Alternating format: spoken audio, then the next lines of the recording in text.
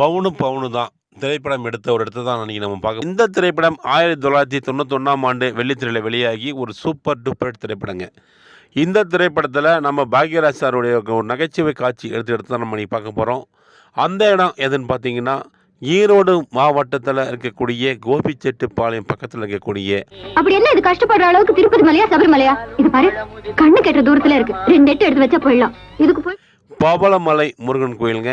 காவடி மாறி ஏன் காவடி மாறி இருக்கிறதுலயே பெரிய சைஸ் ஏன் காவடி தான். அந்த வெயிட் பத்தாதுன்னு அதென்ன 2 பக்கம் 2 குடம். அது பாலு மாமா. பாக்யராஜ் சார் ஏன் என்ன காவடி தூக்கணுன்ற காட்சியை எல்லாரும் கேட்கும் போது இந்த படிக்கட்டில் நின்று கேட்குற மாதிரி தாங்க எடுத்திருப்பாங்க.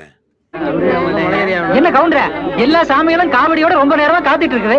உங்க காவடி சாமி என்ன பண்ணிட்டு இருக்குது? பாக்யராஜ் சார் காவடி தூக்க முடியாதுன்னு சொல்ற காட்சியை இந்த கோயில் படிக்கட்டுக்கு முன்னாடி இருக்கக்கூடிய மயில் மண்டபத்தோடு தாங்க எடுத்திருப்பாங்க.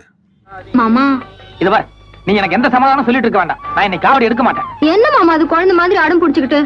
அதே இடத்துல பாக்யராஜ் சார் தனக்கே உரிய பாணியில ஒரு வசனம் பேசுற மாதிரி ஒரு காட்சி எடுத்திருப்பாங்க. யானையோட பலம் தரையில, முதலையோட பலம் தண்ணியில, என்னோட பலம் பல விஷயங்கள் இருக்குது. இந்த காவடி தூக்குறதுல எல்லாம் அதை காட்ட சொல்லாத. அண்ணே ஒரு வழியா பேசி சமாதானப்படுத்தி நம்ம பாக்யராஜ் சாரை காவடி தூக்க வச்சிருவாங்க. அடிங்க அடிங்க. மேடம் தன் தள்ள இருக்கக்கூடிய சைடு குச்சி எடுத்து பாக்யராஜ் சார் ஒரே தூந்தோன்னு ஆண் கத்துவாருங்க. வராது, கேட்டுட்டே இருக்கிறேன். வராது ஒண்ணு எப்படி வரும்னு வேண்டாம்.